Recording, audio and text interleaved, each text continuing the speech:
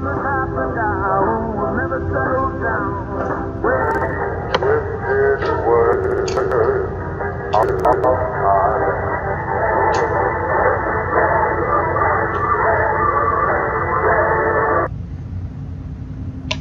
TRTF fanbase, my name is Tyler and I'm a filmmaking game designer. 2016 marks the second anniversary of the well-known fan game franchise, The Return to Freddy's.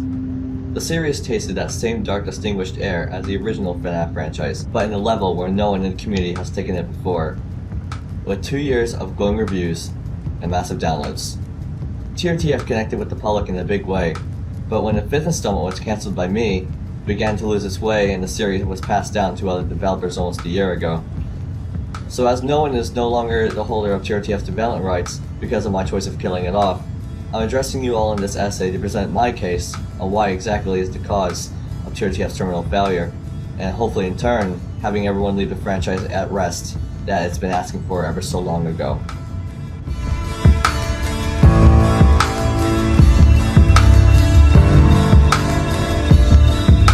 TRTF 1, 2, 3, and 4 were released under a few months from each other under the standalone indie game developer, me.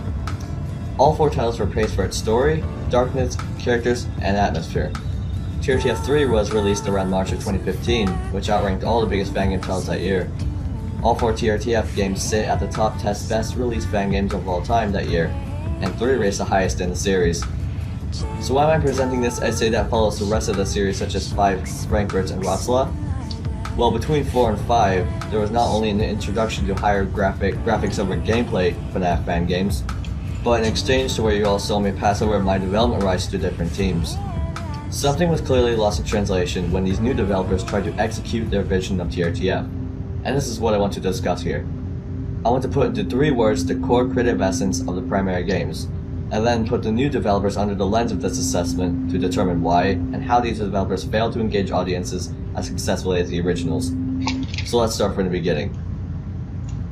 The first TRTF game, FNAF 3 fan game, hit online on December 24th as the 3rd fan game of FNAF to ever be released, and by the 3rd, the fan game era was officially upon the public. The only fan games to ever be released that year of 2014 was Creepypasta Castle, Plaza Treasure Island, and FNAF 3 fan game. Plaza Treasure Island, which is undeniably the figurehead game for a scary FNAF atmosphere, places importance on atmosphere, character behavior, and level design, which is brilliant. Now the bounces off TRTF, which released that same year, highlights the reason the TRTF franchise began as strong as it did. Not only did TRTF present a strong execution of a point-and-click horror game, the storyboard and atmosphere were burning with lush detail. The crying of little children and enslaved co-workers of Phasma Incorporated. A lot of attention to detail in story, characters, and a balanced challenge the games had. I've used something within me to create the games. What I do is new in the game developing space, and I knew it. For TRTF 5, a fixed resolution allowed for an increased object render number, but Click Team still had its limits. With a limited amount of RAM in Click Team, I had some help from a good friend of mine. We used a new technique to keep the RAM limit from fluctuating in the game's entirety. We lowered the colors to an advanced state, converted sound files to OGG, and even hacked into Fusion 5 to strategically make TRTF 5 the programming marvel that it is. There were several devs attempting to recreate/revive TRTF 5, but was later cancelled after failing to achieve the complexity that TRTF 5 had on the same program. TRTF 5, even as an unfinished game, is a visual and programming marvel. Thus, beautiful is our first chosen word. The second word I want to argue for the TRTF franchise's creative essence is the word darkness. The games always had a dark and depressing state of atmosphere, dark and cold environments, crying of children and enslaved co-workers I had already mentioned, and a story behind it. Which leads to the next thing I want to talk about, is story. The games always had a relatable story to each individual to where it connected most with the audience. Depressing states of anxiety, suicide of characters, cold-blooded accidental murder, and loss of a loved one, resulting in insanity, which leads perfectly into my third and final argument, insanity.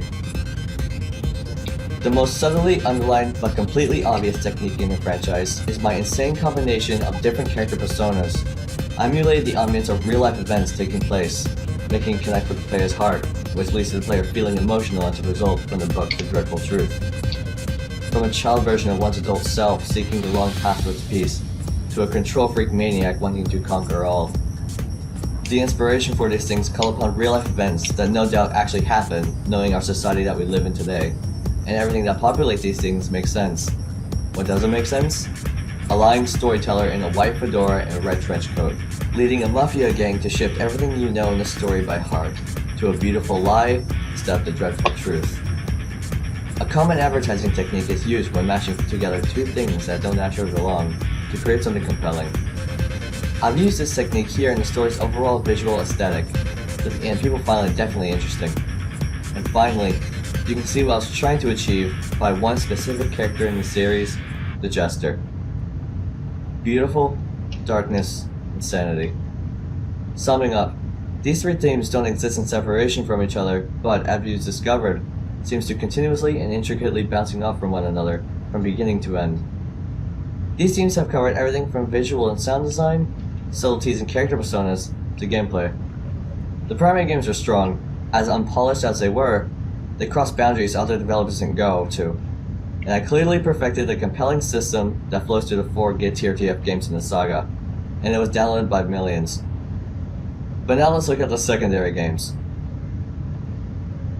TRTF 5 was announced as TRTF Remastered around mid-2015, 2 months after the release of TRTF 4. It was originally supposed to be TRTF 1 fully remastered from the ground up, but life had other plans for this game, and it soon turned into TRTF Rebooted. Later, the name was changed again to TRTF 5 because a reboot would mean starting the series over again with a new story. I worked hard enough on the story that I didn't want to start over on a perfectly good story that I took every bit of my time putting effort into, so TRTF 5 was born, and was the phase of TRTF's franchise that would change everything. People originally thought that this was the original location taking place in the future, but the origin part was incorrect. I snuck little details hinting to a very dark, disturbing, and heartbroken past, to a dark, depressing, destructive, and volatile ending to the franchise. I worked on all 3 games at the same time to wrap up the last bits of the franchise's story. That was the biggest mistake I've made for the franchise, which caused the fate of it. I soon lost motivation due to all the originality being drained out of me, putting so much into the last 3 games.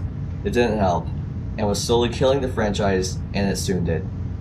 I stopped before I could drain any more originality out of me. I want to save all my ideas from my own games, instead of it looking like I'm copying and pasting the ideas from the fan games to my original games, which would cause critics to go nuts and potentially have low ratings.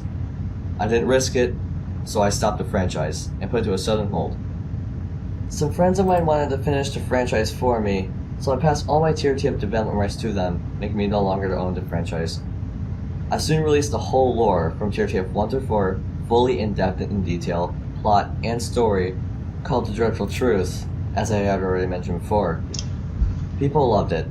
It made some be put in tears, it made some sick to their stomachs, and some even felt the pain and never forgot the experience again.